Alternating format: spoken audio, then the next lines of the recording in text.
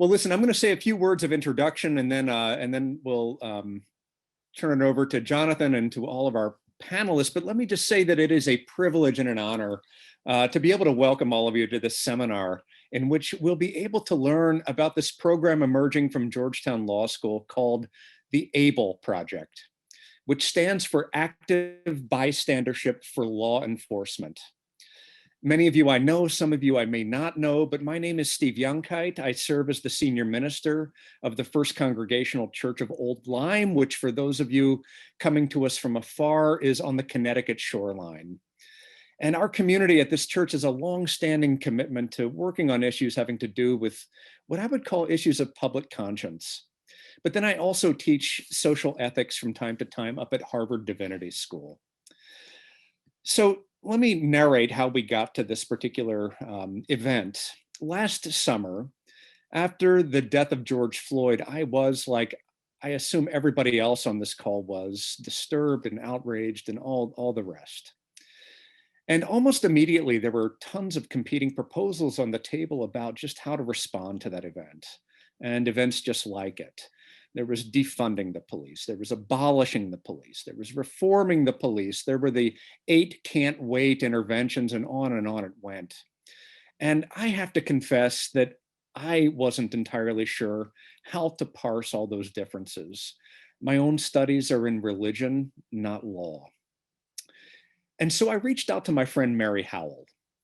Those of you within ABLE will likely know Mary, but for those of you who don't, let me just say that she is a civil rights attorney down in New Orleans, and she has successfully sued the New Orleans Police Department on a number of occasions. If you watch the HBO series Treme, Melissa Leo's character, Tony Burnett, was modeled on Mary Howell. So anyway, after a conversation with Mary, she essentially just said to me, "Oh my God, you've got to learn about this incredible program that I've been involved with. It's called ABLE. It's run out of Georgetown Law School. And they're doing this all-day virtual open house later this week, and I'll get you signed up if you want." Well, Mary did that. I attended the open house. That was back in July, I think. And I got really excited about all I was seeing and hearing.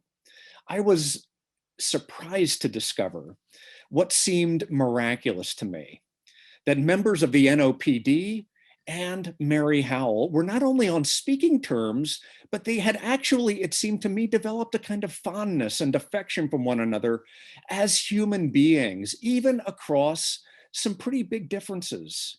And that alone felt really hopeful to me. But I was also astounded to learn that activists from the street and members of police departments across the country were working together in common cause, trying to eliminate, trying to make unthinkable the harm and violence perpetrated among some police, while simultaneously working to elevate the health and well-being of police officers. So both sides of that equation, activists on one hand and career law enforcement officials, were benefiting. And that they were talking to one another, that itself was amazing. But that it all seemed to be working seemed to me something akin to a famous moment embedded within my own vocation, which is the moment that Jesus speaks to the wind and the waves, this mighty storm, and then a calm descends. That's all to say it seemed like something of a miracle.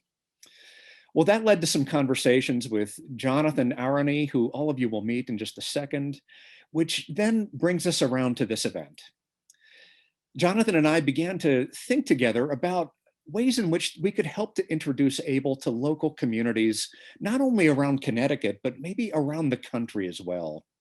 We want institutions like faith communities, like the First Congregational Church of Old Lyme, but really all kinds of local institutions in all kinds of towns and cities around the country to know about this program and to be able to partner with their local law enforcement to create the kinds of places that I think we all really wish to live in.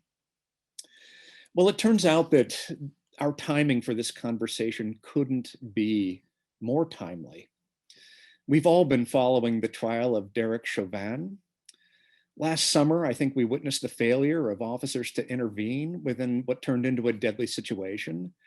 And what's now happening is that we're hearing from onlookers who themselves were traumatized by their own inability to shift from being passive bystanders to being active bystanders, capable of intervening in that event in order to make a positive difference. So I think we're incredibly fortunate to be able to have this conversation now and to learn more about what active bystandership is and how it can transform the culture of law enforcement. We will have time for Q&A. I want to leave time for folks to be able to ask questions, but we're going to do that by using the chat function at the bottom of the Zoom screen. So if you do have questions as the event is going on, drop them there, just write them in there, and we will do our best to address each and every one of them when we come to that portion of our time together. Now, let me say just one last thing before we get going and before we introduce all of our panelists. We're talking about law enforcement today, but I believe this is a conversation that could and probably should be had among any profession, all professions, including my own. I believe that active bystandership is a principle that pertains to each and every one of us, and we all have a role to play. But it's also worth acknowledging just how difficult it is to have one's own profession under the microscope. And so I want to acknowledge that I believe it takes a great deal of courage to go through conversations like this. And I just simply want to say to each of our panelists, thank you before we begin, not only for being with us tonight, but for committing to this incredibly important work. Thank you to all of you for being with us as panelists, but thank you to each and every one of the folks who tuned into this this panel. I'm really, really glad that we're all together in this to learn about this important work. So without taking any more time, why don't we spend some time hearing from each of our panelists? I'd like to go around and I'd like for you to simply share your name, share your location, where you're calling in from, where you are in the world, share your position, and then if you would share a very quick word or two about why you're here, what excites you about ABLE. Why don't we begin with Brett Parson, if you would kick us off. Well, thanks, Stephen, and so glad to be here. I want to start off with the 10 words that no one ever wants to hear. I'm from Washington, and I'm here to help. I am literally in the nation's capital, Washington, D.C. right now, where I finished a nearly 27-year career with the Metropolitan Police Department in your nation's capital just about a year ago. And much like many of you, I've been watching, but unfortunately from inside of law enforcement, as more and more video, more and more social media, more and more news focuses on the harm that has been caused by members of law enforcement. And I've watched it painfully, as I know that much of it could have been prevented or could have been mitigated before it happened. And so because of that, when I retired, I wanted to work in something, working on a mission and with an organization that I felt passionate about. And then George Floyd happened, and it answered the question for me of what can we do? I got tired of hearing members of law enforcement simply say, you know, there's nothing a good cop hates more than a bad cop, and then leaving it at that. I thought there's got to be something we can do. And I hope you'll agree by the end of our time together tonight. I think ABLE might be that answer. So I'm thrilled to be with you. Thanks for inviting me. And I'll turn it to you, Stephen, to introduce our next one. All right, thanks, Brett. Greg Guyton. I don't know if I got that right. Did I get that right? You got it perfect. Okay, good. Yeah. You get a gold star. So many people don't get it right. But good evening, everyone. Thank you for the invitation to be with you tonight. I'm very happy to be here. My name is Greg Guyton. I'm a retired police captain from the Ocean City, Maryland Police Department. I spent 34 years there. A lot of my time in my last 15 years dealt with management of human resources, which included internal affairs, promotions, hiring, and things. I always say the non-glamorous things in law enforcement is what I did. When I retired, I also attended the FBI National Academy in 2003. I graduated from it, and when I retired, I took off a whole 15 hours before I went to work for the FBI National Academy Associates, and I have been there for 3 years as the Director of Strategic Partnerships. I was approached about this program probably about 7 to 8 months ago from our Director of Training within our organization. I was very intrigued with the concept, partially because of my background with the Ocean City Police Department and working internal affairs and looking at investigations of where officers had opportunities to step up and intervene early and would have prevented formal charges and certain aspects of the job that wouldn't have led to investigations had they just stepped forward. So once I took part in the first class with Able, I was hooked because I realized that there's a lot we can do to get the message out to law enforcement in order to be active bystanders on every day that they go out there to avoid unnecessary harm. And it's a very good program to enhance officer resiliency also. Again, thank you for inviting me to be here with you tonight. Thanks so much, Greg. All right, Greg Hanna, let's have you introduce yourself. Yes, hi. Thank you for having me. I am Greg Hanna.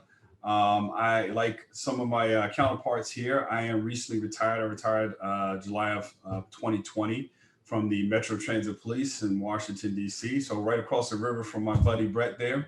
I currently reside in Maryland, and I did about 26 years with the Metro Transit Police Department.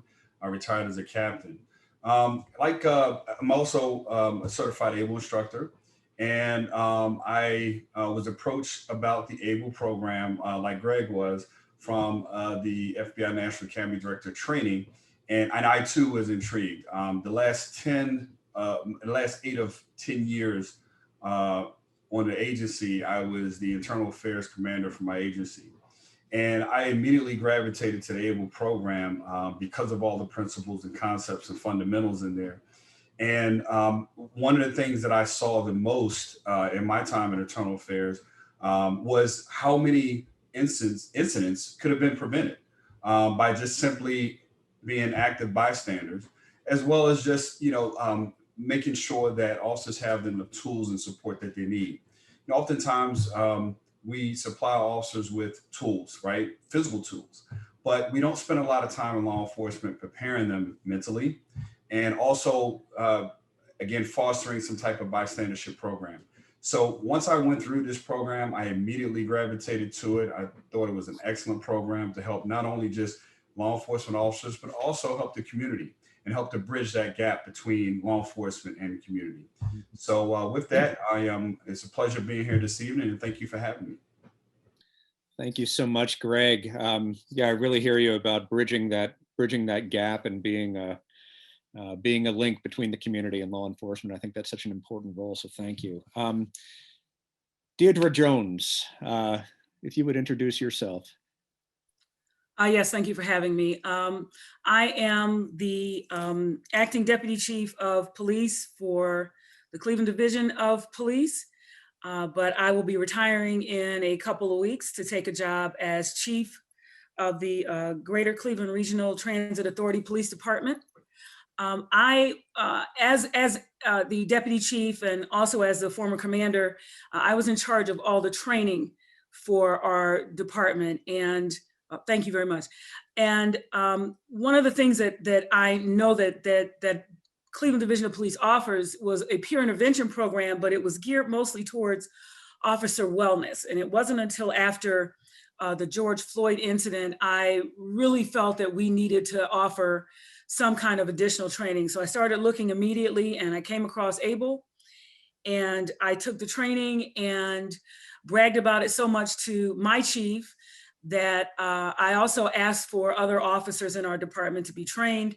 So we have several officers in our division that are trained, and we have currently implemented the ABLE program in our yearly in-service training. So this is the first year we're going to be teaching it to all 1,600 police officers, and we have received positive feedback. We've gotten a lot of good reviews from our officers because we were looking for something that wasn't just a teaching mechanism, but also interactive, because we've moved to a lot of our scenario-based training. So I am really fortunate to be here. I'm glad that Jonathan asked me to participate, and I hope that there's something that you can take away from this session and spread it around to all your family and all your friends. Thanks for having me. Thank you so much for being with us. I mean, yeah, it sounds like you're moving into an enormous role. So congratulations on that, but that's great news. Okay, John Thomas, can you introduce yourself? Yes, I'm John Thomas. I see one of the common themes is that some of my co-partners here on this call also work in internal affairs. I did several years in internal affairs. So I guess the common theme is that, first let me introduce myself. John Thomas from New Orleans Police Department. I'm over the Field Operations Bureau. I've also been a Deputy Chief over Management Services Bureau, over the Investigation Services Bureau, and now over the Field Operations Bureau. And no, I'm not a screw up. I just had the opportunity to move to different locations. So, but like I was saying, internal affairs seem to be a backdrop to what actually gravitates us to ABLE. I know just like Greg and I think, I forget who else was in internal affairs, but we've seen a lot of things over our time that could probably have been prevented. I was in the police department back in the 1990s when New Orleans Police Department was probably, they always use the term, one of the worst in the country. I don't know that I necessarily agree with that, but we was pretty bad. And the consent decree was well deserved when we got it. And I saw some things that I wish that I could have intervened in, and we could have very well been a George Floyd. Matter of fact, we had a Lynn Davis incident where he actually had a young lady killed. Not that I was in a position to intervene in that, but we did have officers that if they had had this training, they were in position to intervene in that. So I understand, and that was really pushed me towards EPIC, which we started in New Orleans with a lot of help from Jonathan, his law firm. And there was a paragraph in our consent decree, and it kind of morphed into EPIC.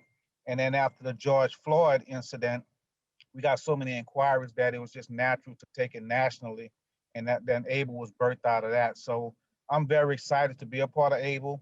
I've seen what it could do down here in New Orleans. I've seen even the George Floyd case has somebody intervene that what it could have prevented. And I guarantee you, now that EPIC's been out there and now that ABLE's been out there, just the fact that people have experienced the ABLE concept, that they have saved careers and saved lives. And it probably never would be told, that story would never be told, and that's the object of it, is to prevent it before it actually happens. So I'm very excited to be a part of ABLE. I think it's gonna save a lot of careers, it's gonna save a lot of lives. And we have just never trained on this. We always train for the physical part. I think like Brett was saying, you know, we train to teach how to shoot, and we train to teach you a whole bunch of other things, but that's not what's killing our career. It's drinking too much. It's the other things that goes on that if we intervene on the front end, we could stop and save a career on the back end. So I'm excited about this. And I think y'all gonna be in for a treat tonight. Thanks, John Thomas. Would you say just one quick word? You talked about a consent decree. Yes, we was on the consent decree where the feds came in and they did an investigation. Our city actually invited them in, and they came in and did a review of our entire department. And Okay. we had one of the more extensive consent decrees, which is just an agreement between the federal government and the city to actually review our police department and make changes. And Jonathan is one of our federal monitors as a part of that consent decree. Okay, good. Yeah, thanks for that. Okay, and Matt Weber, we have you in the call somewhere here. There you are. Okay, good. Matt. Hi there. All right. First off, sorry for the poor audio and video quality. My wife got dibs on the computer tonight, I guess. Hi, I am Matt Weber, 13 years with the Connecticut State Police. I am the resident trooper in Old Lyme. We have 8 constables that work in Old Lyme. Also been with the K9 unit for 7 years. You'll probably see him pop up. He's sleeping right now on the job. I was approached by ABLE actually by Steve a couple of months back now, and it's something that I never knew about. And looking into it, I was just completely grateful that there was a program like this out there where we could work together with different community leaders, working with lawyers, and we just all come together as one. Being part of the Old Lyme community, I live there with my family. being the Old Lyme resident trooper was my dream job, and just doing that, bringing the community together. And I like having the relationship with the community leaders, and basically being a police officer, in my view, is just to make the community safer and make it a better place. We started to bring this into our department in Old Lyme. Also, we're bringing it into different state agencies as well. I'm a certified ABLE instructor as well as one of my officers. And so we are here just to have a conversation with the community. My department, we like to be transparent, and we're open to discussion for anything. So we're really excited. Thank you for having me. Awesome. Yeah, it's a real treat for me, and I think for all of us who reside in Old Lyme, to have Matt participating and to have undergone the training and to now be taking it out to others, I think is really, really powerful. So Matt, I want you to know how grateful I am that you're here, and how grateful I am that yeah, that you were willing to look into this, and that it's worked. Oh, absolutely. Yeah. And like I said to you guys earlier, and I'll say to everybody else, if for some reason I dropped the call, it's not because I don't like your company. It's because I've gotten called to something tonight. So cool. Just keep that in mind. Cool. I know you're working. All right. And Jonathan Aronie, I'll turn it over to you. I want you to introduce yourself, and then I think you're going to take it away from here. Sure, absolutely. Although I think Matt's partner just woke up. I think I saw some movement there. So Matt, if we all want to meet your partner at some point. Okay, there we go. Yeah, right. Okay, now I can't compete with that. Hi, everybody. Thanks for spending some of Sunday with us. I'm Jonathan. I'm an attorney in Washington, D.C. I am the federal monitor over the New Orleans Police Department. So John, Thomas, and I work together day in and day out, and we have kind of worked together to lead a transformation that's quite remarkable. But I'm not here with that hat on today. I'm here because I'm the chairperson of the ABLE Project Board of Advisors with Georgetown University Law Center. And I'm thrilled to be able to share a little bit about ABLE with you. We're also gonna have some interactive activities as we go for the next hour and a half. I have a 5-hour overview that Stephen said I had to condense down to 12 minutes. So I'm going to have a 12-minute version of my 2-hour overview. But in order for that to make any sense, I have to give you all a quick test, okay? I need you to all go and chat something in the Zoom chat feature here, okay? You can type whatever you want. You can type bald guys are good looking. You can type anything that makes you smile for the moment. And let's just make sure that everyone knows how to use chat. Now, here's a little trick. Make sure you're chatting to everyone and not just to your best friend. John Kiker, is this gonna work? Does everyone have access to chat here? All right. See, I'm looking for chats. Daniel, bald guys are definitely good looking. Thank you, Daniel, man after my own heart. Great panel. Okay, this is wonderful to see. From time to time, my colleagues and I are gonna ask you to chat some things. And with that, we're gonna jump right in. You've heard everyone introduce themselves and you heard everyone talk about ABLE, but we have not yet told you what ABLE is. So we probably should start right there. ABLE, which stands for Active Bystandership for Law Enforcement. It's a program that teaches police officers practical skills and tactics to intervene in another officer's conduct to prevent harm. I know it sounds very simple, okay? But if we look all around the world, in every profession out there, intervening is hard.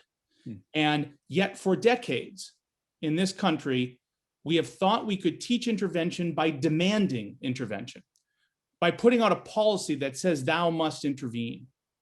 Okay? That has not worked. Never has policing until now decided to train in the skills and tactics of intervention. And that's what ABLE is. And by doing that, ABLE drives a cultural change. And it's not pie in the sky because we've seen it happen with our own eyes over the past 5 years in New Orleans. Okay, so that's what we're going to be talking about. ABLE is training, tactics, and skills of intervention. Now, it's important that I also explain what ABLE is not. ABLE is not a reporting program. ABLE does not change what a police officer has to report and what it doesn't. ABLE is not an internal affairs program. ABLE is not a whistleblowing program. ABLE is not a mediation program. In fact, in many ways, you've read a lot in the paper about duty to intervene. ABLE's not even a duty to intervene program because ABLE is the skill. ABLE is the skill that makes the harm less likely. Keep that in mind as we walk through the specifics of how ABLE works. When we talk about intervention, we talk about it with three pillars. We call them the three pillars of ABLE. We talk about using intervention skills to prevent misconduct, using intervention skills to prevent mistakes, and using intervention skills to promote officer health and wellness. Now, I know you all know what an intervention would look like to prevent misconduct, right? All we have to do is turn on the George Floyd video and watch what those three officers don't do. And we know what intervention isn't, right? We know what that would have looked like if there had been an intervention. But I want to talk a little bit about intervention in the other two pillars as well. Okay, and I'm gonna share a story with you that exemplifies the intervention to prevent a mistake. When we teach this class, and you have a lot of instructors on this call with you, people who actually teach this every week. When we teach it, we start with 3 case studies. These are things that really happened in real life, but we've changed the names and the locations and a couple of the little facts to make sure that they're not easily identifiable, but they're real events. I'm going to share one of the case studies with you, and I apologize in advance. It's a very sad case study. And you're going to want to answer it. You're going to want to shout at me as to why it happened, but I'm not going to let you yet. Okay, that's why I have control of the mute button. But I promise you, we're gonna get back to answering it later in our time together. Okay, we call this the FTO McDonald case study, and here's what happened. I'll give you the short version because we don't have that much time. This took place back in 2015. A very serious call came into a police department in a big city. It was a domestic violence call. A guy and a girl, boyfriend and girlfriend, they were arguing. They had a child together who was in the house, and the argument got heated, and the guy shot a gun in the direction of the girl. She, obviously pretty serious, she ran out of the house and called 911. The 911 operator dispatched a whole bunch of police officers to this scene, a little bitty row house in the inner city. Probably 10 officers came to this call. Ultimately, a very senior officer, we'd call him an FTO, a field training officer. This is a person who's responsible for training the young officers and especially the rookies with him. Okay, we call him an FTO. The FTO and 3 young officers went in the house to go get the bad guy. We're going to call him Steve Smith. So it's the FTO, a very senior guy, his rookie right out of the academy, and 2 junior officers. They go in the house, they make their way to the back, they find Steve Smith in bed, and the FTO gets him out of bed and puts the handcuffs on, but he puts the handcuffs on the wrong way. Handcuffs are supposed to be put on palms facing to the out, and he put them on palms facing together. Okay, doesn't seem like, I'm not a police officer. I don't know if that's a big deal or not, but clearly it wasn't what the policy was. But importantly, none of the 3 younger officers corrected him. After all, this guy's a senior FTO, hard to correct. The senior FTO then does a very quick search, but it's a very bad search. He just kind of pats down Steve Smith, which was clearly wrong when you're arresting someone for shooting a gun at his girlfriend. But no one corrected that mistake either. They take Steve Smith out of the house, and a new officer, Officer Clarence Green, drives up, and they put him in the back of Clarence Green's car, and nobody searches Steve Smith again either. And 10 officers watched Steve Smith be transferred into Clarence Green's car. Everybody watched the lack of a search, and nobody corrected the FTO again. So now we had 3 mistakes that have been made. No excessive force, no violence, just 3 mistakes. And not one of these younger officers corrected him. Well, this is where it gets very, very sad. Halfway to jail, Steve Smith in the back of the car wriggled his handcuffs from his back under his legs and in front of him because the handcuffs were put on wrong. He reached into his waistband and took out a 9mm pistol because the search was bad. And he reached through the partition and he shot Clarence Green twice above the vest and killed him. It was a horrible, horrible scene. The car crashed into a telephone pole. Clarence Green died. Steve Smith escaped. Now, why is that one of our case studies? And it's one of our case studies because you can watch the George Floyd video, as we all have, and you say to yourself, you shouldn't have to teach this. You shouldn't have to teach intervention. But how do you explain this? How do you explain 10 officers, any of whom would have run into a gunfight to save their colleague, Clarence Green, but not one of them could correct a senior FTO, and now Clarence Green's dead?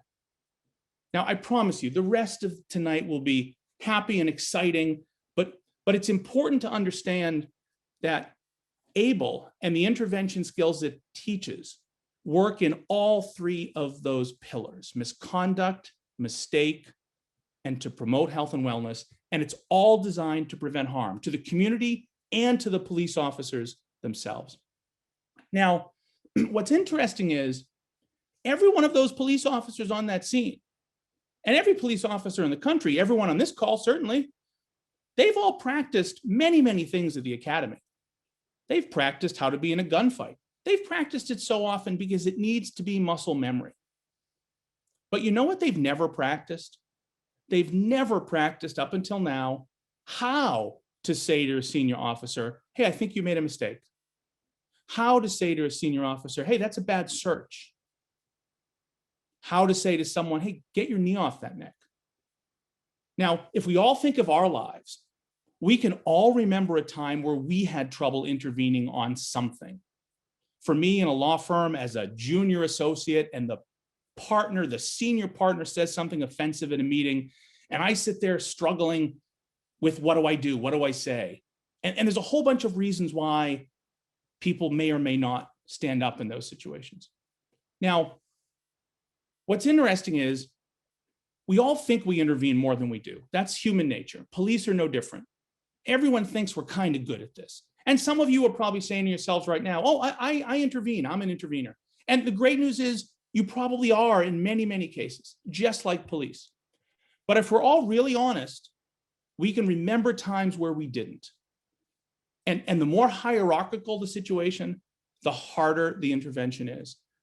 So I'm going to ask you to do me one favor here. Okay, we're just going to do this for 2 minutes, and then we're going to start to show you some of the ways this is taught. And we're going to run you through some of the training, okay? In fact, we're going to run you through one of the experiments that we do in class. I promise no one will get hurt, no one will get shocked, just a fun little experiment. But first, here's my question to you.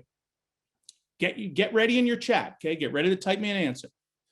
In the case study I just shared with you, when Officer Clarence Green lost his life, and 10 officers didn't intervene to correct 3 mistakes, type in your chat what an inhibitor might have been to intervention. In other words, what might have inhibited some of those police officers from intervening in the senior officer's conduct? And I'm going to take a look at what comes through chat. Okay, first one comes through is authority, and I assume you mean obedience to authority. In fact, psychologists have been studying the power of obedience to authority since the Holocaust, and it is one heck of a powerful inhibitor. John Kiker comes in with, they were scared.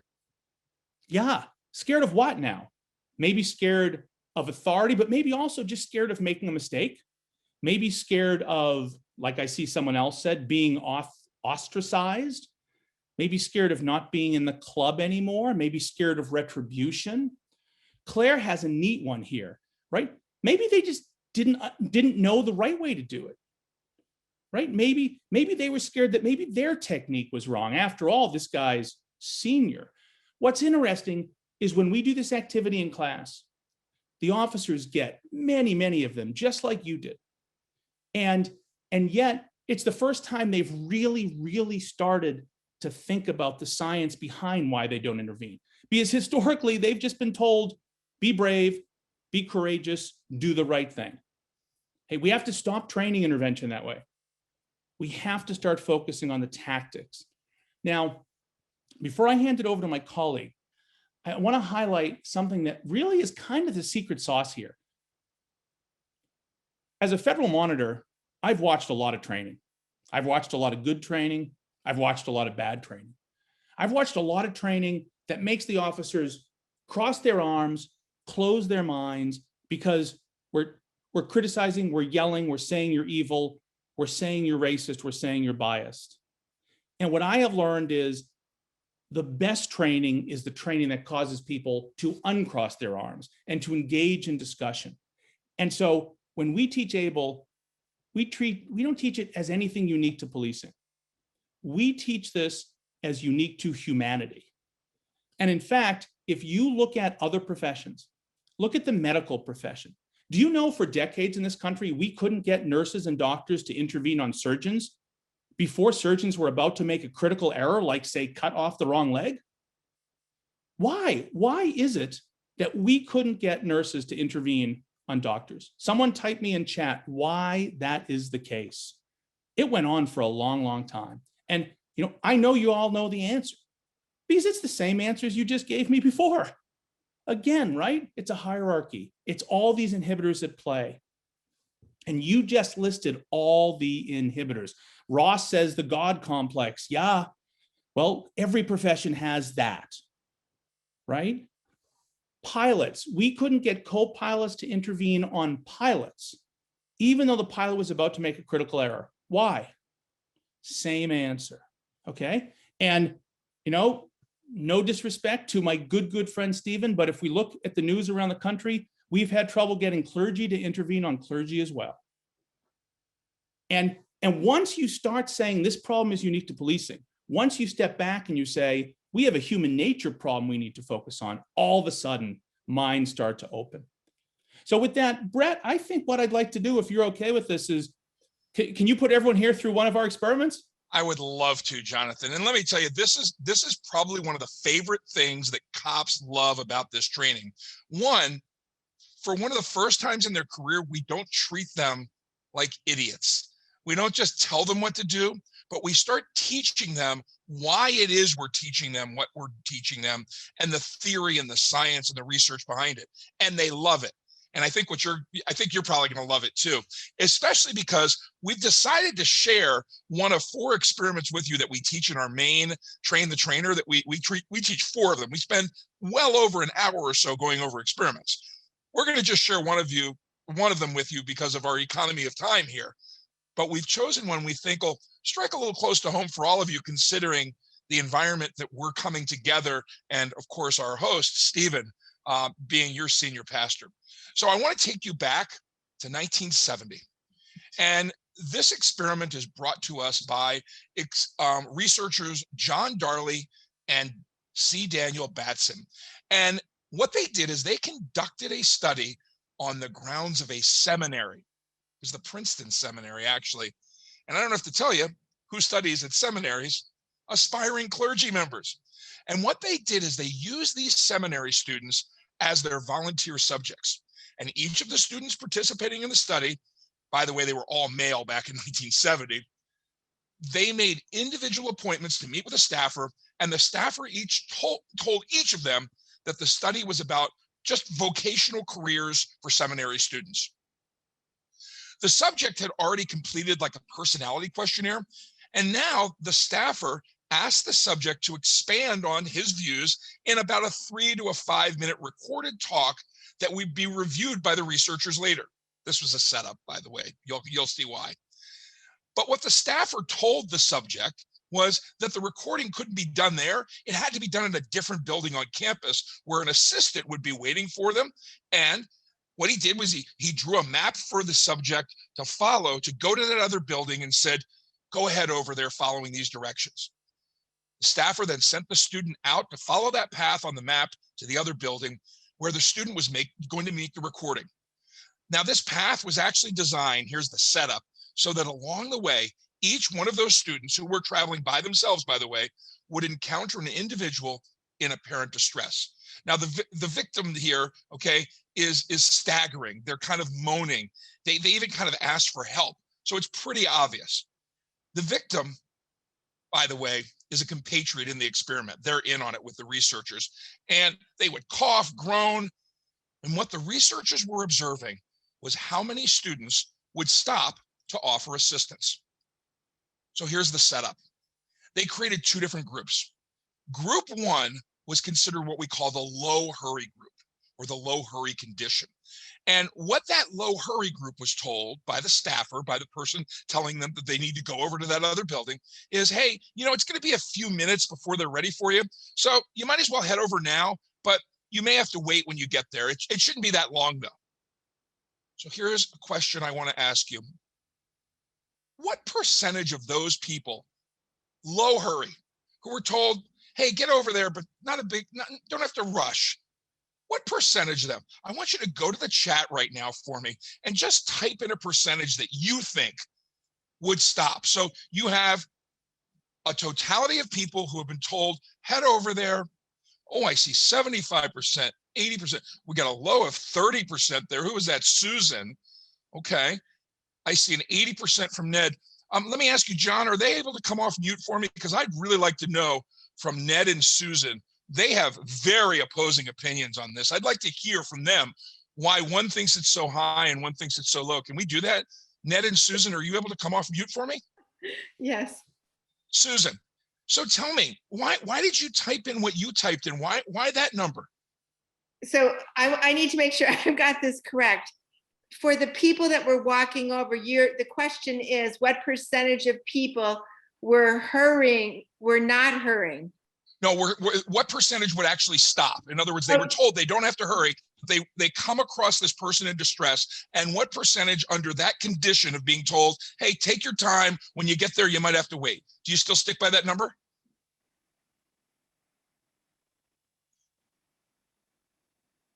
Yes, you stick by that number? Why is it? Come off mute for a second. Tell me, why is that? I think we like to believe that we will intervene more than we actually do. I think we get locked into having to get where we're going. I think we'd like to believe we'll stop more than we do. Okay, all right. So Ned, you had a very different number there. Are you able to come off mute, Ned? Yes. Ned, explain to Susan why you're right here, because you had a different view, didn't you? Well, I picked the 80 because I thought this slow group would have a chance to think about it, and other brain activity might take place. Okay. So basically what you're saying is you have a much more positive view of society than Susan does. Is that what you're saying? I wouldn't go that far. Well, thank you. And this is interesting. You all are very, very consistent with what our police officers do as far as when they answer this. Now, let me share with you the second condition, because it's a little different. Listen closely. In the second condition, which we call the high hurry condition, the staffer looks at his watch and says, oh my gosh, you're late. They were expecting you just a few minutes ago. We better get moving. And the assistant should be waiting for you, so you hurry and get over there. Now, the same thing, they send them with that map and they encounter that person in distress. Under that condition, the high hurry condition, now I'd like you to type in and share with me, what percentage do you think stops and help? Oh, Mary says it goes down to 10%. 10%, Mary. Okay. 25%. We're getting lower numbers here. So the consensus is that it's generally lower. Do I have other guesses? I've got a high of 30% so far. Oh, Faye, come on down. Take yourself off mute, Faye. And why don't we see if Anna I want that 5%. Dave Nelson, 5% as opposed to 75%. So Faye, if you would come off mute for me, and Dave Nelson come off mute. Faye, why do you think 75% of the people will actually stop to help? Well, they're following directions to hurry, hurry, hurry. But they also have an inner direction that says, pay attention to what you think is right, and you've got to stop first. Are you suggesting they're seminarians? So of course they're good people and they would stop to help? Well, Steve would stop and pick me up. Well, yeah, but that's just Steve, and that's you, right? Okay. No, I stand by my 75%. Okay, she has conviction. Dave, tell her why she's wrong. Dave said 5% for those of you that didn't see. Dave lives in a dark, dark world, apparently. Go ahead, Dave. The darkest one. Sometimes I think just too many of us, just into their own situation, and that's it. They're just into getting it done getting to where they're going, and no matter what. Okay. Well, let's see who was right and who was wrong. Now, I want to remind you that while this was done in 1970, this experiment has been replicated over the years, and these numbers are pretty similar no matter when they've done it with different populations. So let's just talk about that low hurry group first. The low hurry group, 63% actually stopped when they did the experiment to help other people. So almost 2/3. The high hurry group, drum roll please, you ready? Dave, do you think you're right? I kind of think I'm right, because I think this 10%. 10%, Dave. Take a bow. Take a bow. You That's what I nailed thought it. this would come out to be, a low percentage. That's what I predicted the study would be. Oh, I hit myself my mute accidentally here. I know what the rest of you are thinking. What a dark. You keep accidentally hitting your mute, Brett. No, I'm not touching it. My hands are up here. I swear. I swear. I think that was me. Sorry, my bad. Ah. All right, John, don't sabotage me. I'll come right through this Zoom call. Yeah, See, don't pick on seminarians, Brett. I think that's the that's the point. That is absolutely the point. So let me tell you something about this also with regard to seminarians. They actually did a little different twist on this. For those of you, Susan, who think because they're seminarians, more of them would have stopped. They actually had a group read the parable of the Good Samaritan before going over. Susan, come here. Tell me, do you think that helped? Do you think more of them stopped? I would have hoped so, but I'm not so sure. Absolutely not. It didn't do a darn thing. It didn't change the percentages at all, even after they read the Good Samaritan. So first of all, I think you see why we chose this one, because we thought folks that are coming here as part of a church group would get a kick out of us using an experiment. But now let me do the more important part here, and let's tie this all together. First of all, what does this tell us about human behavior? Why is it that these people who were in a hurry, most of them just didn't stop? What is it about that? And anyone just type in there. Go ahead, type it all in. Why don't you think they stopped?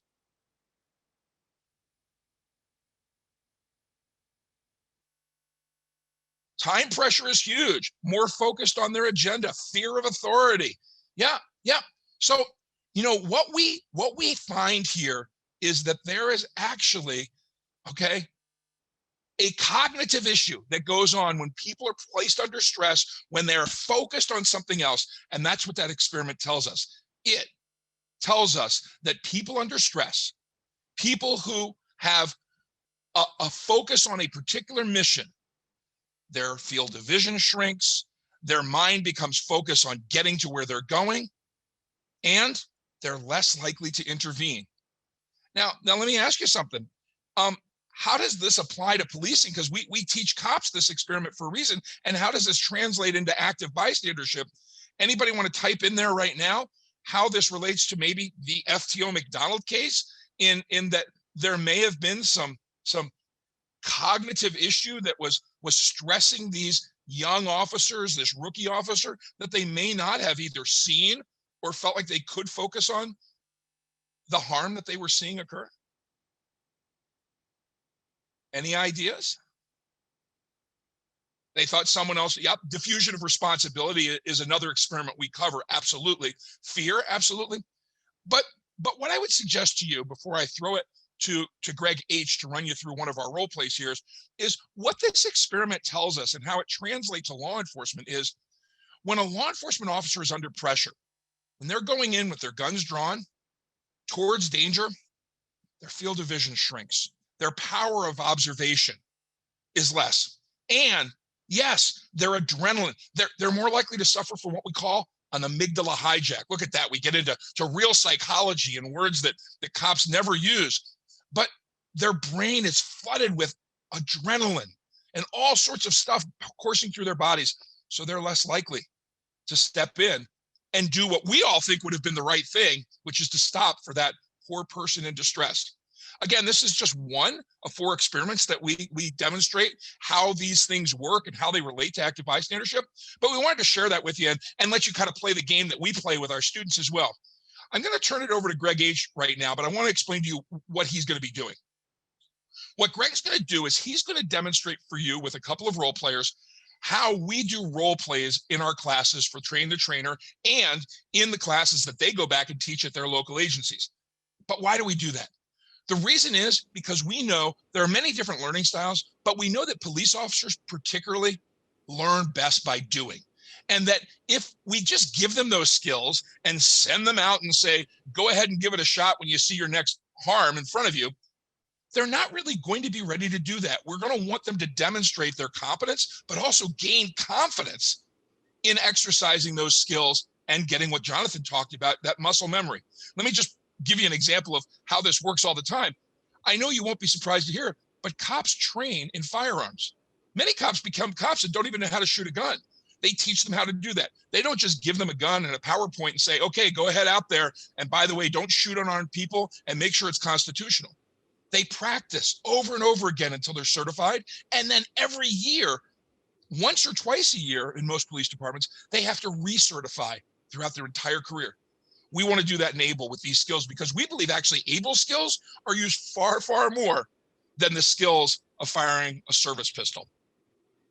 Greg, why don't you demonstrate for him how this works as far as the role plays? Yeah, sure. Thanks, Brett. I appreciate that. So just this is a kind of the fun time of the class, right? So we kind of break up a little bit in the course. We have some interaction. We have some serious moments. But all of it ties into the concept and fundamentals of ABLE.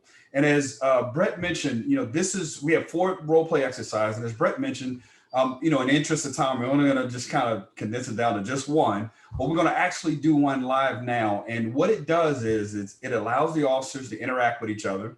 And it also fosters the ABLE model, right? So oftentimes when we train officers, we train them that they have a duty to bystandership, right? But oftentimes we don't train them, we don't spend enough time in how to be good bystanders. And so this role play is one of those exercises that helps them to foster the ABLE fundamentals, as well as getting them comfortable with how to be a good bystander. As Brett mentioned, we could train an officer how to shoot firearms. They don't come in knowing how to shoot firearms. They do role plays in the academy, but they do role plays in the academy for things that are happening on the street. And so this is a unique thing that kind of changes some things and get the officers comfortable with how to approach each other. So with that, I don't want to put too much technicality to it, but is there any way to spotlight Greg Guyton and Deirdre Jones? I think it's nice that you asked that. For the 2 seconds during this event that John walked away from his computer, like there's no better way to call the poor guy out. The old school way, Greg, you just go like this. Everybody go like this and just focus on one person. All right. Well, so yeah, when he comes, I'll talk to him when he comes back from his emergency. I'll have him spotlight. Okay. All right. Gotcha. Hey, Greg, I think you're putting Jonathan on the spot is what you're doing. Yeah, maybe, right? All right. So we're going to have a little bit of fun. And in the class, we usually, we have 4 role play scenarios that we do. We usually do about 2 of them, but we have a couple of different ones. And each role play focuses on different parts of ABLE. And so tonight, what we're going to do is I'm going to have Greg Guyton and I'm going to have Deirdre Jones as my role players. Now, typically what we do in a class session is we will go into a break. And then as soon as we come out of the break, when we get to this portion of the curriculum, we kind of give the role players their roles and what they're going to be doing. Okay, so I'm not going to really get into that, but I'll just say this.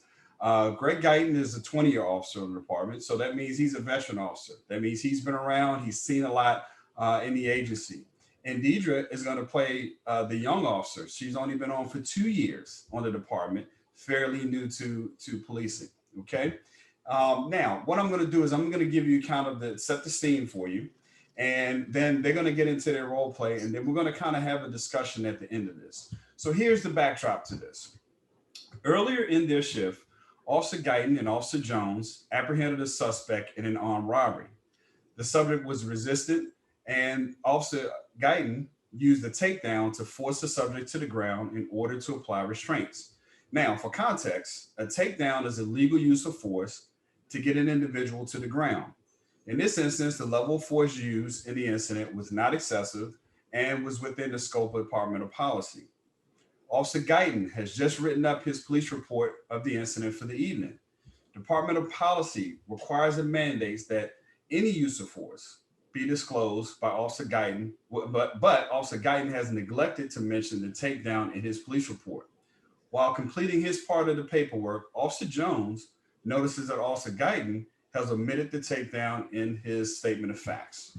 Okay, so let's keep that backdrop in mind, and we're going to have our actors get ready. I don't have a slate here, otherwise I would, kind of use that. So I would just simply say, yeah, you know what? That's a good one, Brett. All right, ready and action. Now, are we going to have John do the thing with me and Greg, or no? Hey, John, can you spotlight Greg G and Deirdre real quick? Is that possible? He's back. Okay. Okay, I'm back. I had to go to the bathroom.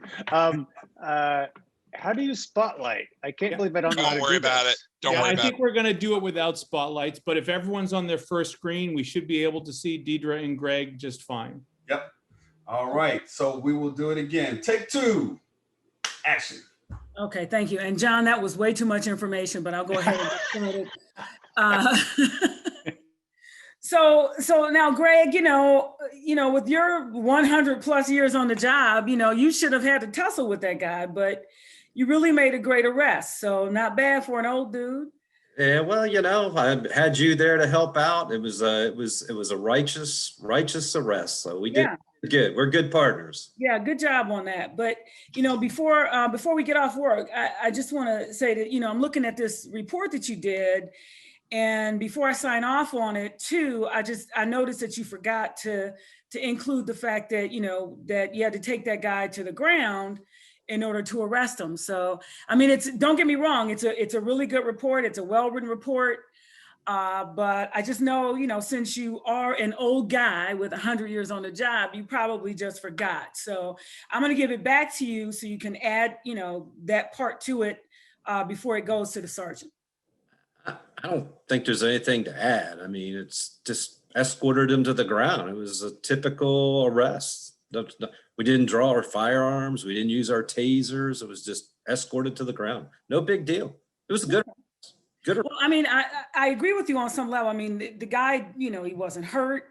He didn't have any kind of visible injuries. He never complained of being hurt, even on the way to jail and at the booking window, so that's cool. But I think that we have to really consider some things because number one, it actually did happen. That's number one. So, and, it's well within our use of force policy. And, at the risk of sounding like a nag, I know that, the policy says you kind of have to include that in the body of the report. So, I mean, what do you think? Nobody's going to look at that. Okay. Look at it. The subject didn't get hurt. We did the right thing. I mean, I'm done. I got my report done. I got my family in town. I'm ready to get out of here. I mean, we're just going to add more and more paperwork for nothing. Yeah, I mean, I get it because, I want to get off work and have a couple beers when I get home. But, there's a couple of concerns that I have. And one of those concerns is, I mean, there's a couple ways to look at it. Like, he wasn't complaining of any kind of pain or anything when we took him to jail, when we booked him, and even when we left. But, what if he starts to complain, at some point while he's sitting in the jail that, we took him to the ground and now his arm hurts or he hit his head on the concrete. That's one of the things that I'm thinking about. But here's the other thing to consider. There's a couple things. The other thing to consider is what if, he complains when he goes to court for his arraignment, that officer threw me to the ground and beat me up. And so, and they never took me to the hospital. I mean, even though we know what happened, even though we know he wasn't hurt and he appeared to be fine, he could make that complaint. He could also make that complaint to his attorney. I mean, what do you think about that?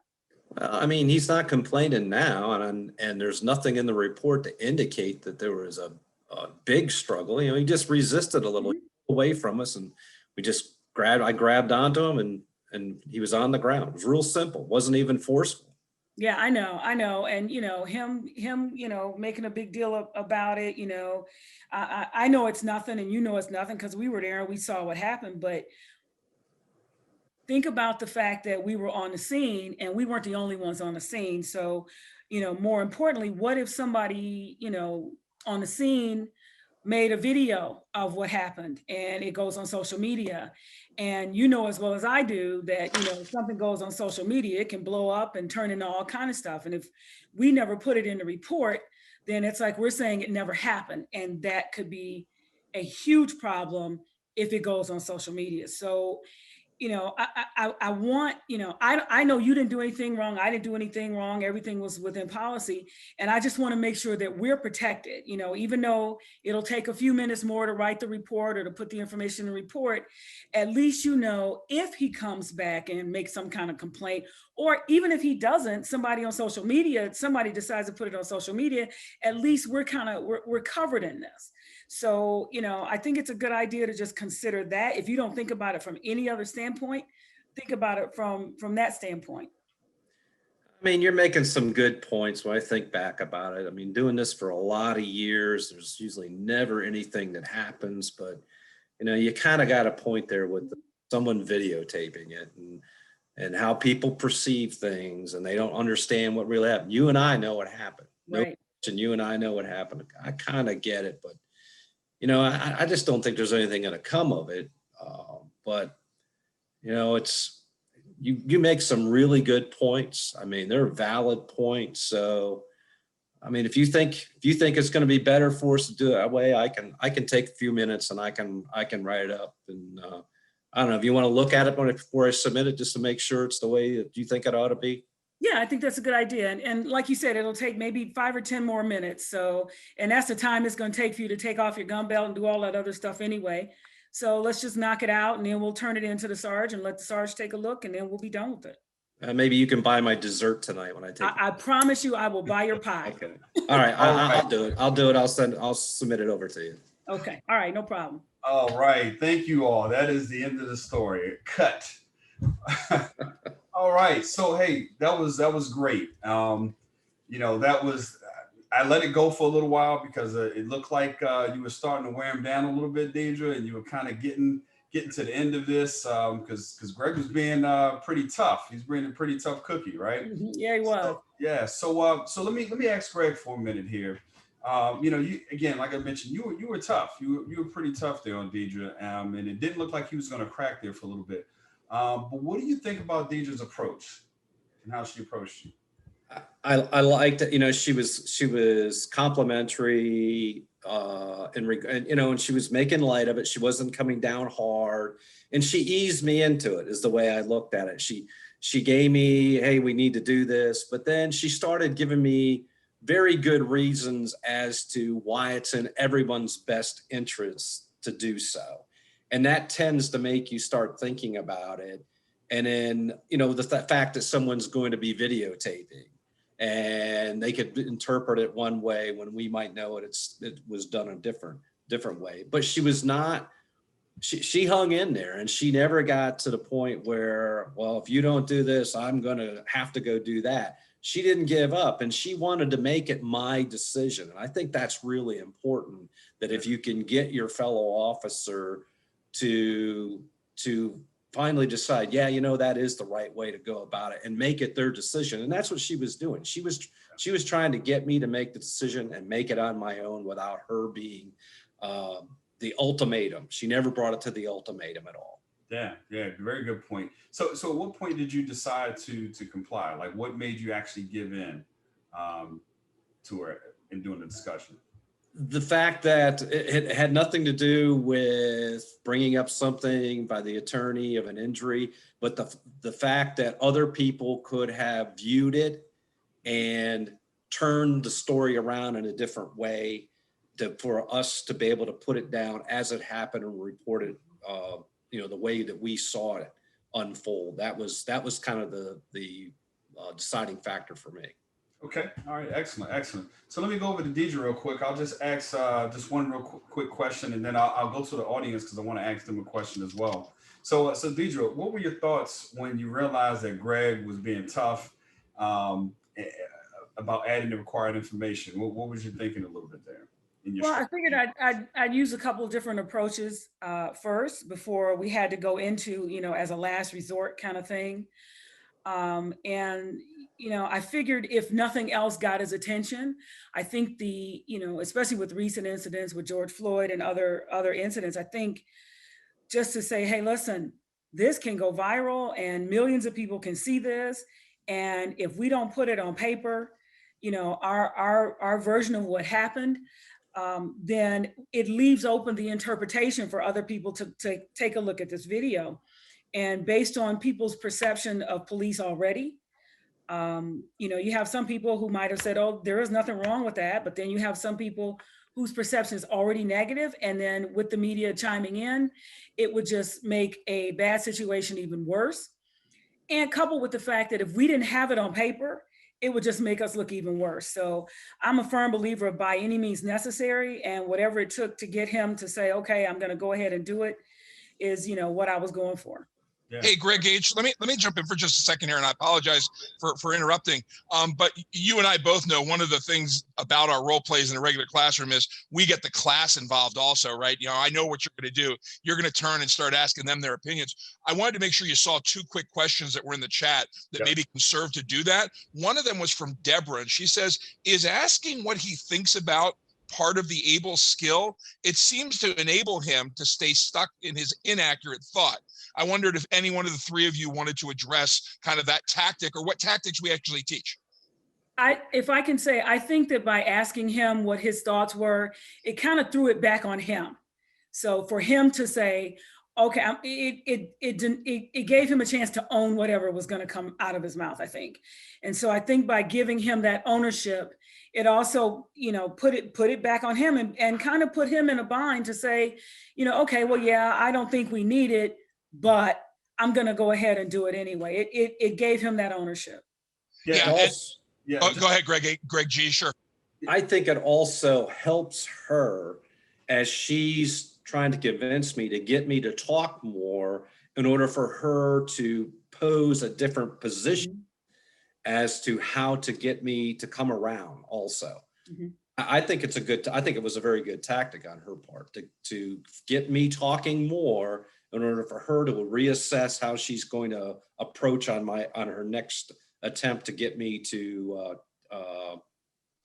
comply. Got it. Thanks. All right. So just really quick, hopefully we answer that question. I know we have to move on in the interest of time. But again, that's just one of the role plays that we do. While you're just kind of absorbing some of that, think about those inhibitors that we talked about earlier that Jonathan mentioned, and you'll see a lot of the inhibitors that we discussed earlier in this role play. And what we do is we tie a lot of the concepts of ABLE and some of the fundamentals of ABLE. In these role plays, we circle back to those things. We'll go back to case studies, and we go back to other fundamentals of ABLE to get them to understand and be more comfortable with bystandership.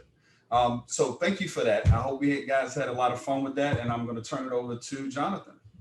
Greg, thank you. And in class, by the time we get to the role plays, they would have already gone through the tactics and learned the tactics and practiced the tactics. So then we'd be looking for the specific discrete tactics in the role plays.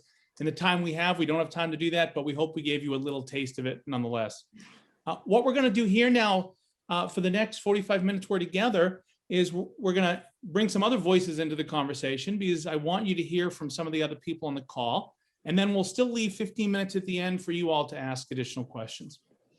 Okay, so and actually, John, if you're still here, you can spotlight the speaker as I call on them, or we can just keep it in gallery view, whatever you like best. So I'm going to start with John Thomas. John, you heard when he introduced himself, he's a deputy chief in New Orleans. He's put in his time. He's been around. He's been a street cop. He's been a supervisor. He's been a chief.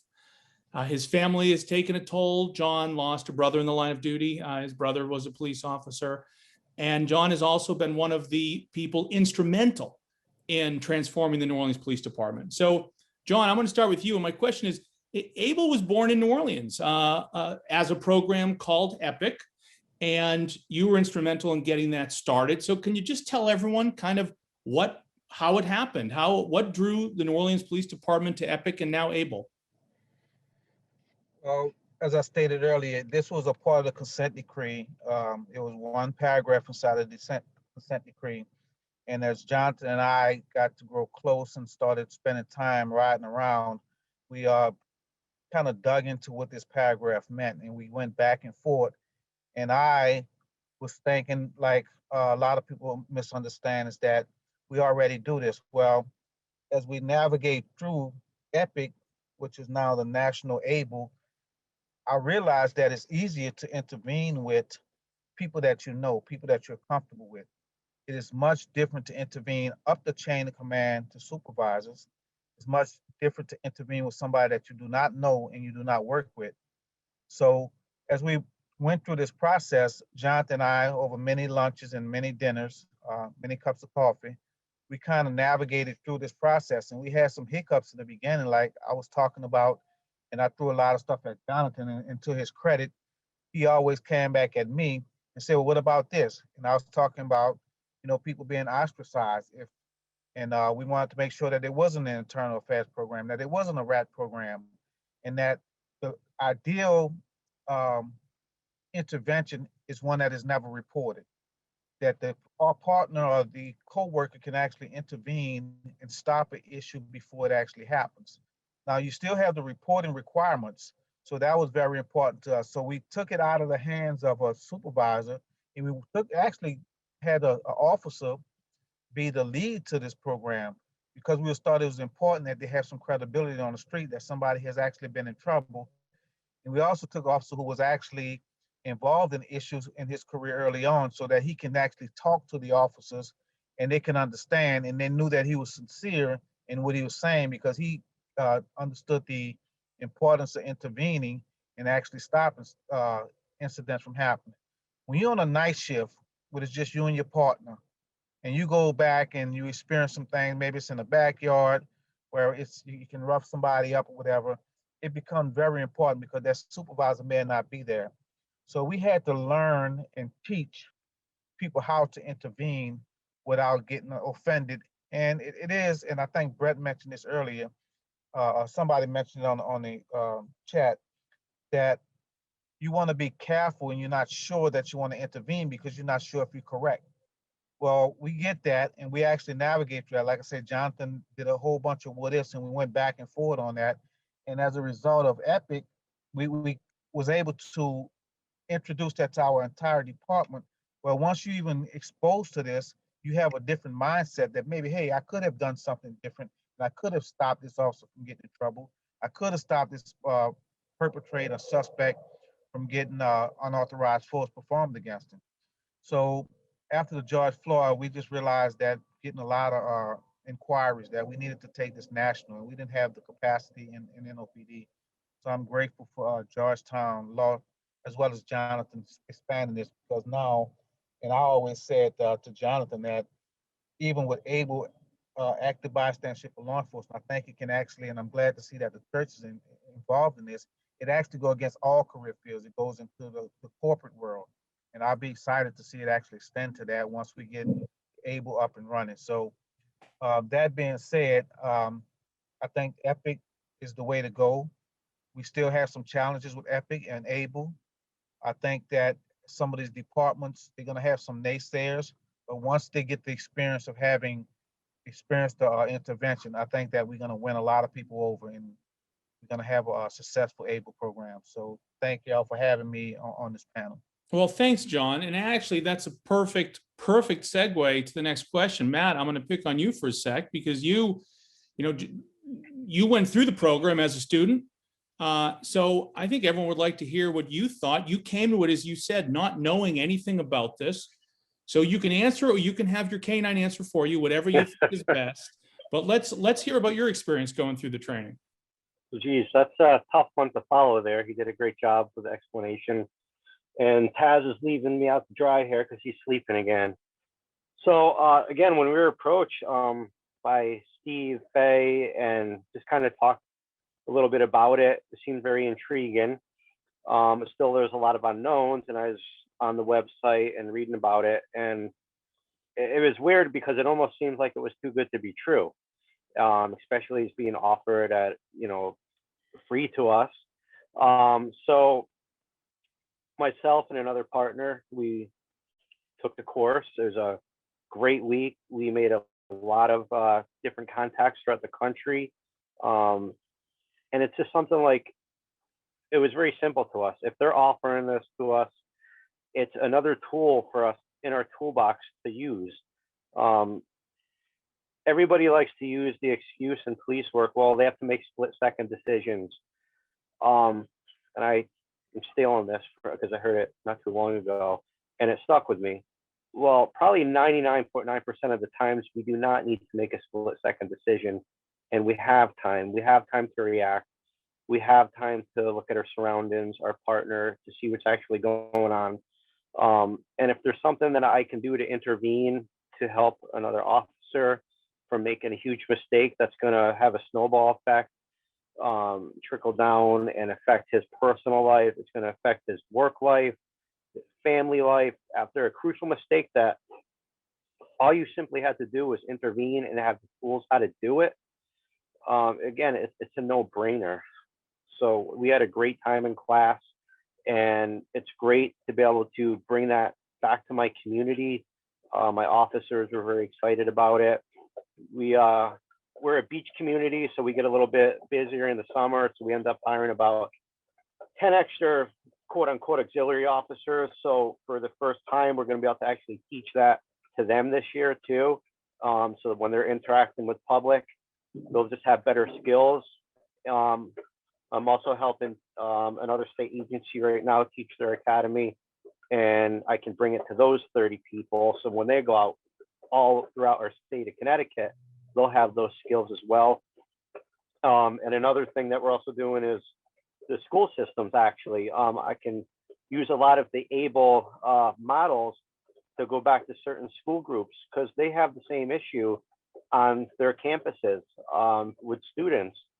Another student sees another student doing something and they know it's wrong, but they were never given the tools how to intervene, and they were never given the courage of how to intervene. So I love being able to bring this. It's a community-wide thing. It's not just for law enforcement. It's something that's going to help us spread throughout our community, my community that I live in. So that's why we were just totally psyched and just went right in with it. Hopefully that kind of explains a little bit how we feel about it. Matt, that's terrific. And just Matt, block your ears for a second. So everyone else, when Matt went through, he was a fabulous student and he did an absolutely great job. He did Old Lyme, very proud. So let's go to Deirdre now. So you all saw Deirdre in her fabulous acting debut with her role play. So Deirdre, you've seen, even though, as you said, you're a very young officer, you've seen a lot of training. And I know you're very active in the community from your role in Cleveland. Tell me, from your perspective, why should the community support something like this? Oh, I think that one thing I didn't mention is that Cleveland is also under a consent decree because of an incident that happened in 2012. And so the perception of the Division of Police in Cleveland by the community is pretty low. I think the expectations are pretty low, and we are working to rebuild that trust.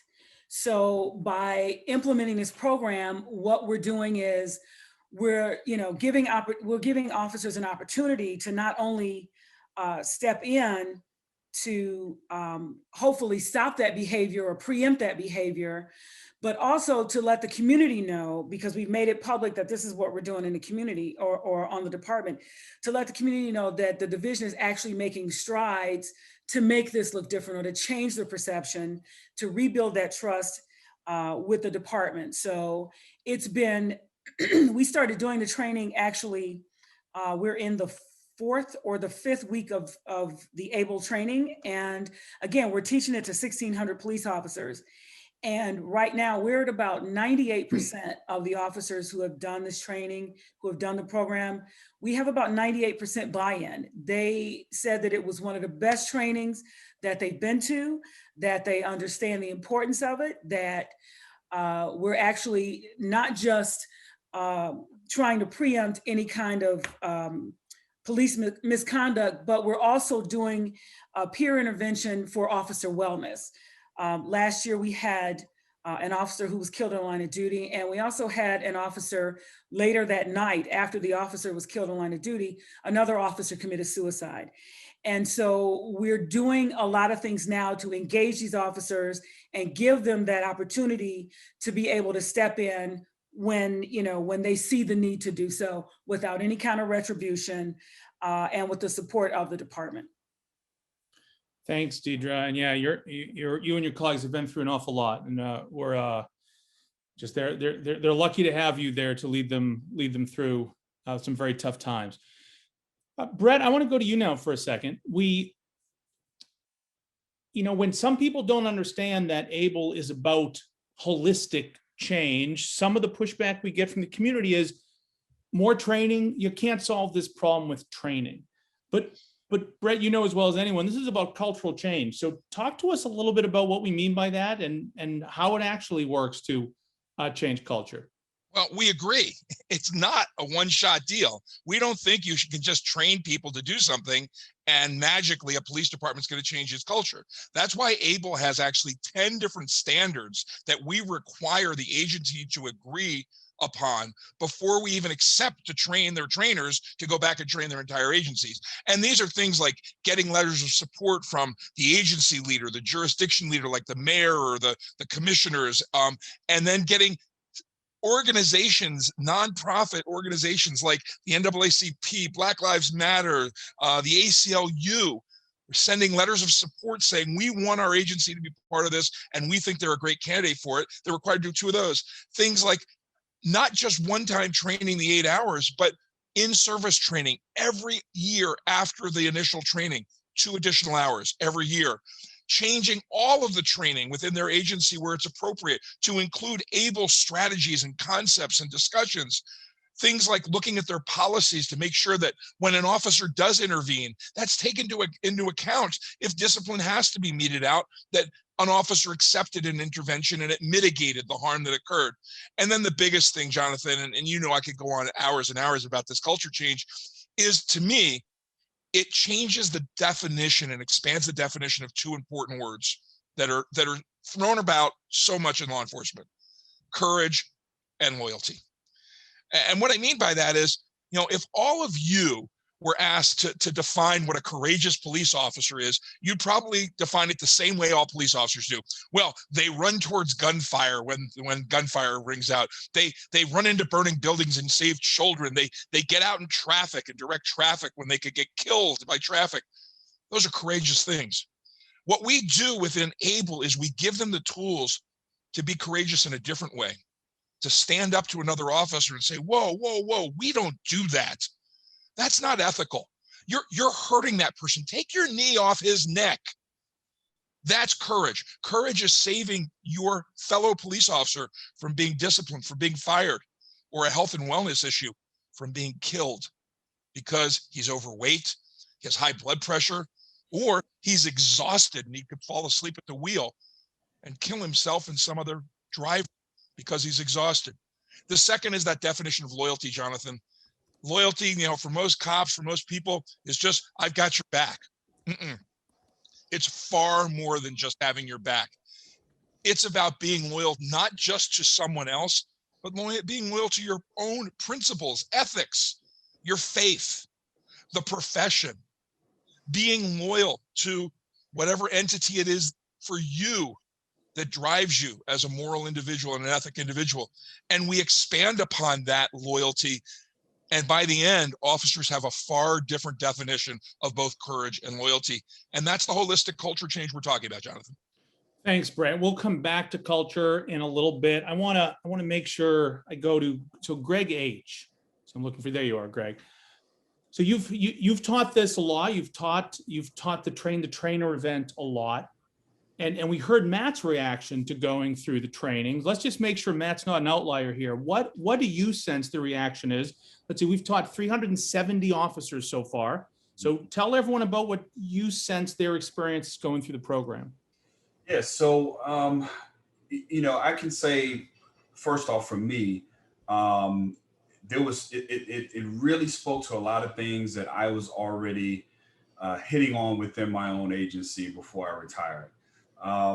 And as I mentioned before, my time in internal affairs, it could have saved so many different careers just by, learning some of the ABLE concepts and just from officers just talking to each other, right? Just having an open discussion and being able to, as we like to say in the class, able each other.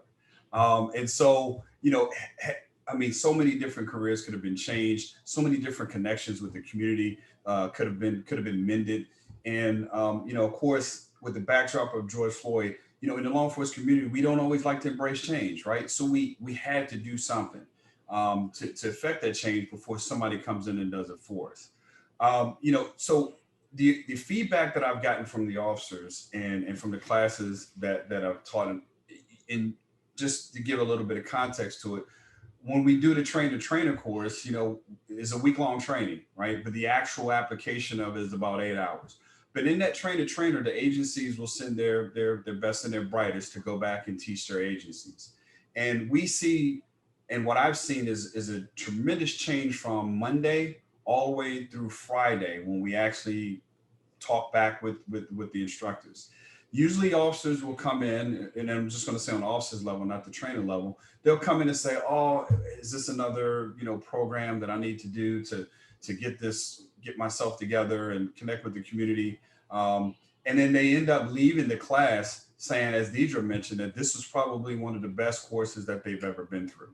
And the reason being is because it's, number one, it's so interactive. Number two, there's a lot of different concepts in there. But number three, there's a lot of conversation that happens in there that's really difficult, believe it or not, for law enforcement officers to talk about among themselves. And so ABLE kind of ties in all of those different things within a culture and just really kind of push them into a different mindset. And so if you just start with 1, you start with 2, you start with 10, it just spreads like wildfire. And that's really what conceptually was happening now. We had a very interesting conversation. I won't take up too much time, but one of the, I don't know if you remember, I think you were in there, Jonathan, this past week in our past session, there was some interesting conversation in there with one of the students about just law enforcement in general and some of the new officers that are coming out. And, them just kind of really just kind of understanding their profession and where they fit and how it relates to the community. And so, it was a really great conversation. And these are the type of conversations that that ABLE fosters.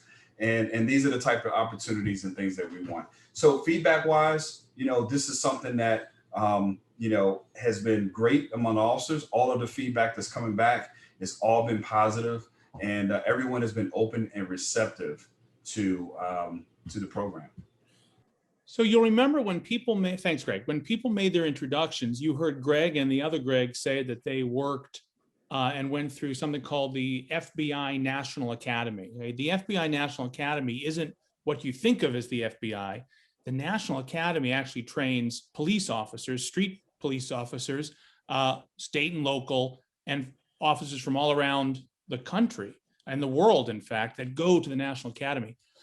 Greg Guyton, I'm going to go to you because the National Academy, one of the premier law enforcement, education centers in the world, kind of gravitated toward ABLE, and in fact is going to be adopting ABLE as part of their core curriculum. So if you could tell everyone a little bit about what drew the NA to ABLE.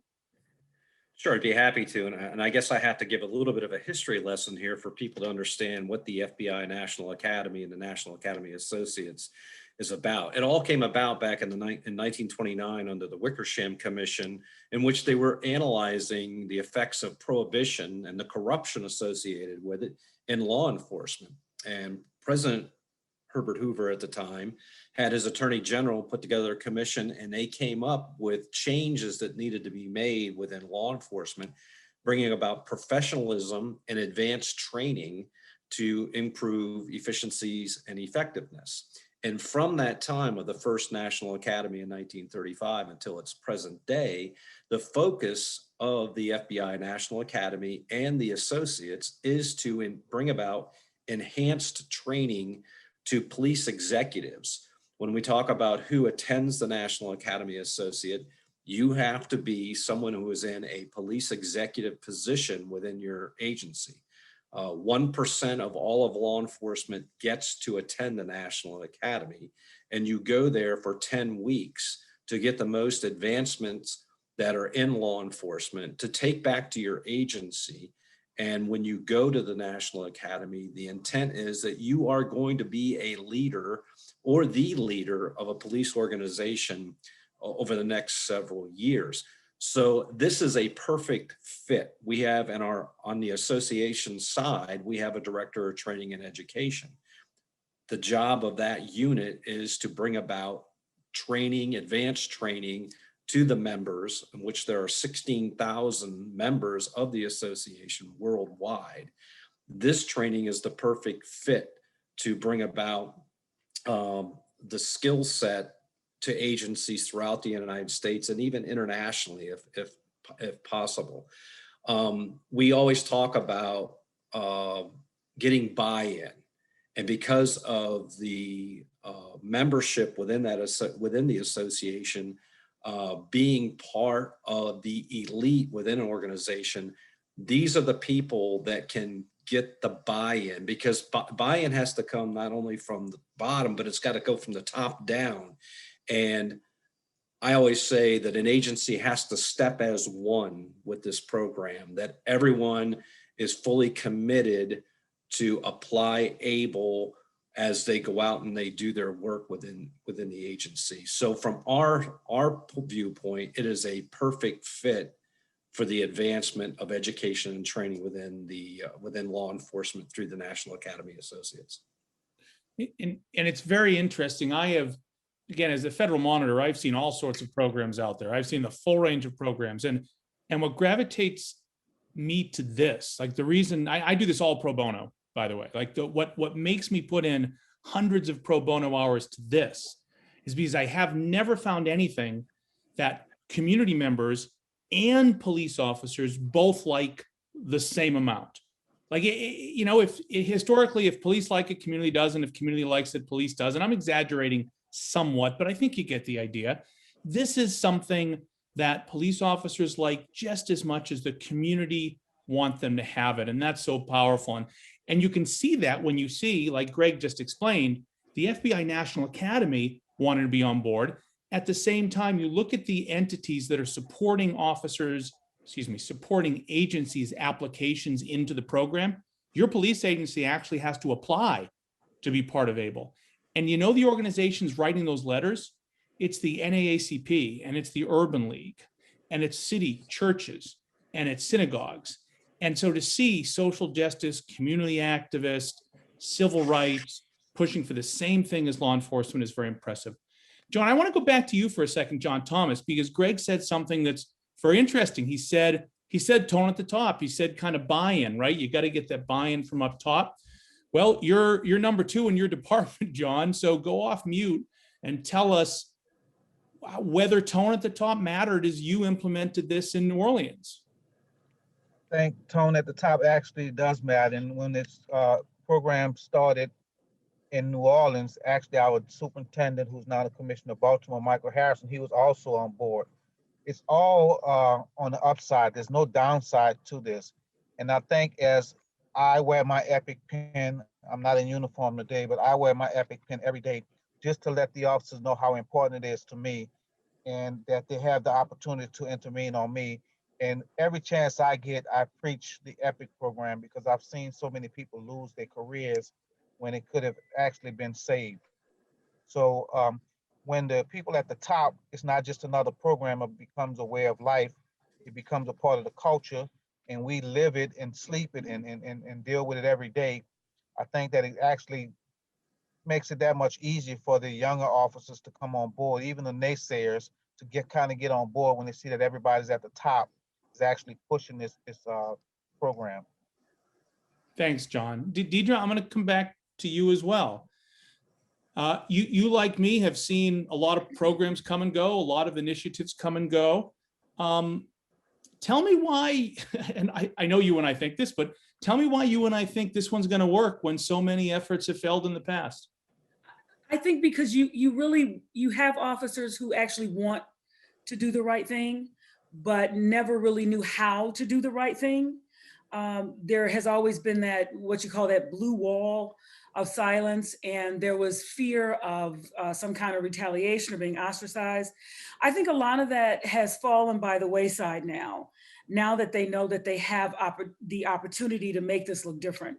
I also believe that, and I can only speak for my department, and hopefully for the department I'm about to move to, they want to see some kind of change. I think, and I believe that actually the George Floyd incident was the catalyst for giving officers that voice or that opportunity that they were looking for to actually try to make a difference in the lives of not only the community, but in the lives of their partners and the other people that they work alongside. Thanks, Deirdre. Matt, I'm going to go back to you. It's a kind of similar question here in terms of we talking about why this works and the implementation. So tell us a little bit about what obstacles you're going to have implementing this in your police department or any other. I don't want to pretend that this is going to be an easy implementation for every agency. So tell us a little bit about what obstacles you think your agency or another might face in implementing this. I think the biggest obstacle is something that I also thought about too, is just the fear of unknown. What is able? Is able something that is going to attack our culture, tell us how bad we are, and just negative. And so that's what I was initially was a little bit worried about. But it's the complete 180 of that. There's nothing but positive that comes out of this. It's nothing but positive for the agency, and it's nothing but positive for the community. So I think that's probably one of the biggest issues would be the quote unquote advertising campaign of what ABLE is. So this different departments don't look at it as just another cookie cutter feel good program to make everybody feel good. So that's something that I think we can definitely work on within the ABLE community, is how to really express that it's really, there's no downside to ABLE whatsoever.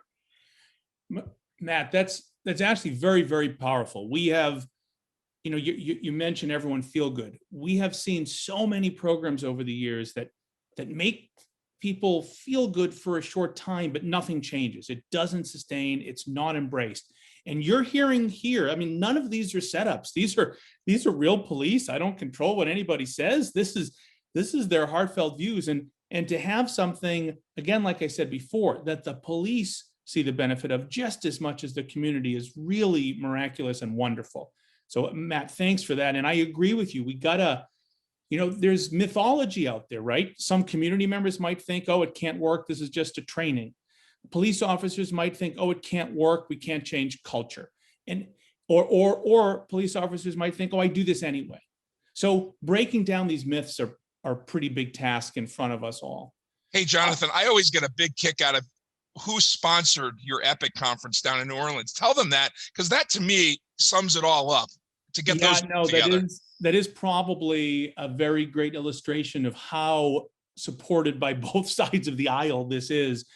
We held a conference in New Orleans that John Thomas was a key speaker at, and Dr. Irvin Staub, one of the famous psychologists who helped us create this and write the curriculum.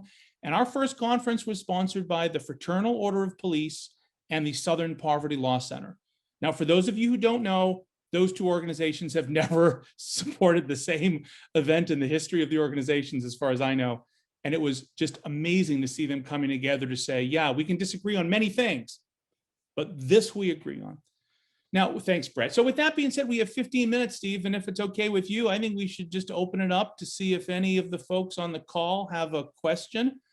You can, is that okay, Steve? Yeah, I think that's a great idea. I've got a couple of questions going here. Let me start. This is from Fred Berenger, and I can either read them via the chat as they come in, or folks can just unmute and ask them themselves. Well, if people know how to, Steve, this is a good idea. If people know how to use your little electronic hand. Yeah. So I've asked everybody to unmute, so you're good. Okay. So Fred, why don't you just ask your question? Why don't you just unmute and ask? Okay, well, first of all, thanks. This is fantastic. And as I put in the chat, thanks for building bridges. My question is, how can citizens get involved to promote ABLE? And how can this training be made more available across the country? Oh, two great questions. I'm gonna give my quick answer to those, and Brett, who's our lead instructor, might have something to add. Frankly, the best way citizens can get involved is exactly what Steve did in bringing this to Old Lyme. Like if you're looking for a way to have meaningful impact on the world and your community, like Steve did more with that conversation than most people do with 1,000 tweets or letters of outrage, right? He brought it to Matt and he brought it to Old Lyme, and now Old Lyme is in the program. Safer, better, jester, fairer policing for the officers and for the community members. So that's a simple thing, right? And it doesn't have to be your own department. I mean, you all can go out and you all could write an email. You could go to our website, the ABLE website. I'm sure Brett's typing it in the chat box as we speak. You could, get some basic information. You could forward it to any law enforcement agency you want. So that's one quick answer, Fred. Brett, do you want to weigh in also on anything else community members can do kind of right up front? Jonathan, I can't type and talk at the same time. So now you've got to put the website type in there, because I was trying to type that in there. So yeah, the other thing that I would say, Fred, and to all of you is, all of you are having these conversations at your dinner tables, in your church groups, online and social media.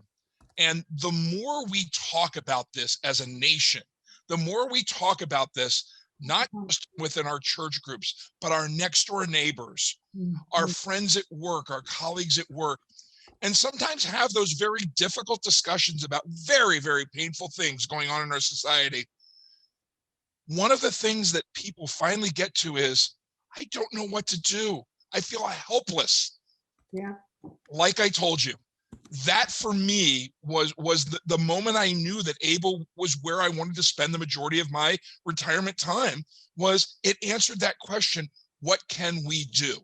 And so talk to your neighbors, talk to your fellow parishioners, talk to your coworkers at your gardening club. Have those difficult discussions. And then when they get to the point of, but we can't do anything. But yes, have you heard about ABLE? They first of all, they need donations. They would love for anybody to help us, but those people work for companies. Those people work for law firms. Those people live in cities and towns that have not joined ABLE yet. And then they can go to those political and law enforcement leaders and say, let me tell you about what I heard. I think I've got something, and I demand that you look into this and bring it to our jurisdiction. Thanks, Brett. Thank you. I'm going to go, Stephen, if it's okay, to a question that Sten asked in the chat. Asked about if ABLE was developed by different groups, including academics and activists, which is true. Almost all the panelists for today work in law enforcement. Why is that? Is there anything discussed today that activists or academics normally push back on? The answer is a resounding no. I actually thought, and perhaps it was my mistake, but you've probably heard from civil rights people and social activists, but I didn't think you'd heard from as many police officers who have been through the program. So I got a group of officers to make sure that you would hear from them. As a federal monitor, I certainly qualify on the civil rights side of things, but we often do these with Dr. Irvin Staub himself, the psychologist, child survivor of the Holocaust, who has dedicated 50 years to studying why people help and why they don't. We often have Mary Howell, who just wasn't available tonight, who's a civil rights activist in New Orleans. One of our favorite people who usually does these with us is a gentleman named Ted Kwan. You can read about him, fascinating gentleman. He would describe himself as never having missed a police protest in his life. So what we found is we could fill this meeting with anyone. Again, when Stephen and I were talking, we thought it would just be a unique experience for you to hear from more police officers on this one. So Stan, I hope that answers that question for you. Can we go to a question? I'm looking here. Suzanne asked it. Suzanne, you talked about how this might address racism in the police force, and how 2 or 3 racist police could really blow it for everyone. Does somebody want to take that? You or me, Jonathan? You want to take it? So, but Brett, why don't you take it and then maybe pass it over to one of our other, maybe Deirdre wants to weigh in on this one as well. Absolutely. So I was so thrilled to see that question, because this is a question we get particularly from community groups, but it also comes up in our law enforcement groups, because this is a huge, huge issue that's going on in law enforcement, is the injustice that occurs with regard to racial disparity and the injustice surrounding race. And so we certainly recognize that. What you should know is that ABLE is about teaching active bystander to intervene in all harm. And that, of course, includes any harm that occurs as a result of implicit or explicit bias. So here's just 3 things that I'll mention, okay? 1, ABLE helps prevent police mistakes and misconduct. And we know that police mistakes and misconduct disproportionately impact people of color. So that in and of itself addresses a racial disparity. The second thing, the skills that ABLE teaches, they're just as effective at fighting against bias and racism, both inside the station and outside the station in our communities, as they are fighting against mistake and misconduct. And so those skills translate very, very easily to the issue of racial bias, implicit and explicit. And then finally, and then I definitely want to hear from my peers on this, ABLE's not perfect. This is not a silver bullet, sorry for the pun. But what it's seeking to do is change the culture through evidence-based training. We're talking research, science, and meaningful, holistic change through department buy-in from the chief executive all the way down to their newest recruit. And what ABLE does is it lays the groundwork to do all of those things that we know needs to be done. And so, in other words, what ABLE is doing is it makes the society's other efforts, like reducing bias related to race, more likely to succeed. So those are my quick kind of takes on that, but I'd be interested also, Jonathan, to hear my peers. Yeah, Deirdre, you want to weigh in? One of the things that I just wanted to add, because Brett made some great points, but I wanted to add one thing, and that was immediately after the George Floyd incident, I reached out to my department and looked for ways to create some sort of dialogue between our officers. I put together a town hall proposal so that our officers could actually have the ability to talk about some of their feelings around the George Floyd incident and subsequent protests. And I kind of got shot down on it. And so I started looking, and that's when I found ABLE. And one of the things that initially I had hoped that ABLE, in my mind, I hoped that was an issue that ABLE would address. And I think I actually posed that question to Jonathan. And when I got further in the program, because initially I was like, well, okay, I'll go through it and see what it has to offer. But what I learned was that ABLE gives you that as well. It gives you that ability for officers to be able to interact with each other, not just about police misconduct, not just about officer wellness, but even issues as far as how officers interact with members of the community who look different than they do, or who practice religion different than they do, or whose sexual orientation is different than theirs. So that's one of the things that I really took from this, is that it addresses all sorts of issues. So it's not just that one issue that I wanted to address, but all of those issues kind of together. And when you put all of those together, then you have that ability for officers to intervene confidently and try to create some different outcomes for other officers. So I was really impressed with that. Thanks, Deirdre. Steve, I see a few more in chat, but do you have any questions, Steve, you want us to go to next? Well, no, I just was curious if anybody else on the panel wanted to speak to the racial question. And if not, that's okay. Laura Fitzpatrick-Nager, you asked about, you said you were curious about the social emotional piece, which seems pretty fundamental. Do you want to jump in and talk about what you mean by that? Sure. I think maybe you address it in your wellness piece, which is the third pillar that you do. But I just wondered about, I mean, so much of what police deal with, it seems to me, has to do with traumatic situations. You know, the first example you gave us was the domestic violence, robbery, going in where there's been gunfire. And I just, my sense is that Able has worked very hard to try to build up those wellness skills, if we can call them wellness skills. So anyway, I just wanted to know a little bit more about that, because it seems like important. It builds relationships as well as healthy. Yep. Yeah. No, so Laura, I'm very glad you asked that, and I'm going to turn it to Greg H in a second. Let me just say an initial comment on this. There's a lot of social science in the program and a lot of health and wellness, and it's for two different reasons. Well, maybe even three. Well, one is understanding your own health and wellness helps you be a better intervener, right? You need to know what your triggers are, and you need to know what your skill sets are.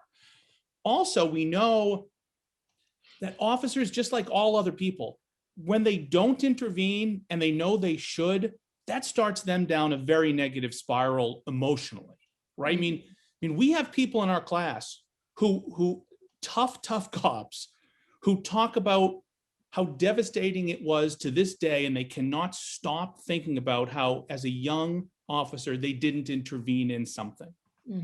And then the third piece, and then I'll turn it to Greg H here, is remember that third pillar, health and wellness. You may or may not know that if you're a police officer, you're almost twice as likely to die from suicide as you are from a line of duty death. That's an astounding fact. And the incidences of alcoholism and divorce and almost everything bad we can think of is higher in that profession.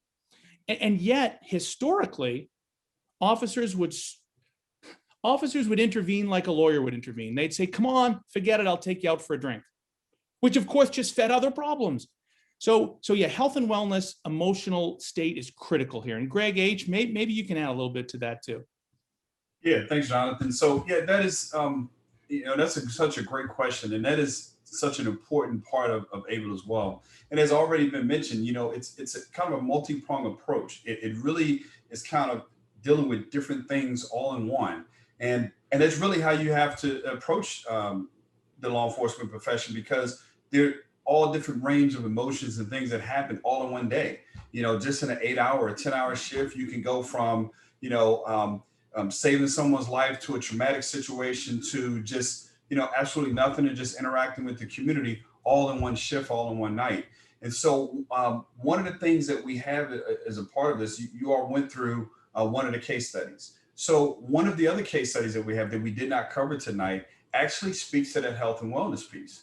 And I'm not going to get into too much detail about the actual case study, but it goes into that piece. And we go back and we review that case study and say, okay, in this particular case study, what could have been different? How could this officer have done something different once you identify the key components of what put that officer in that state or that situation? We also have one of the role play exercises that we didn't cover that directly speaks to the health and wellness piece.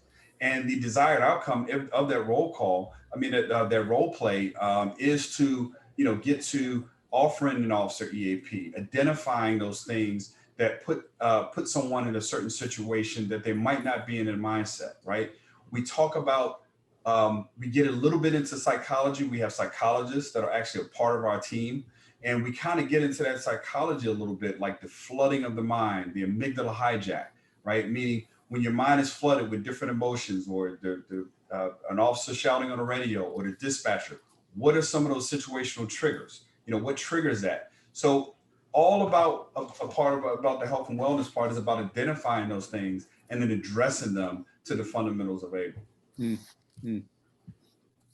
Thank you, Greg. Stephen, we're 7 o'clock on the nose here, and I know all of us could talk about this for another 2 hours, but I don't think I can do that to the to you or the panel. Well, listen, we do need to wrap up. I do want to ask one final question, if I could, before, and then I'll close things out. But my last question is this: I wonder how Able goes about actually sustaining the cultural change, because it's a little bit like what happens in religious circles. We go on retreats sometimes, and we have these incredible experiences on retreats, and we learn things. We're with people that are not just agree with us, but that push us, and we come back and we're really, really excited about what we've learned. And then immediately what kicks in is kind of the old ways of being, the culture that has prevailed prior to that retreat. So how do you stick this in the culture? How do you get it to just lock in? Well, cultural change is so hard.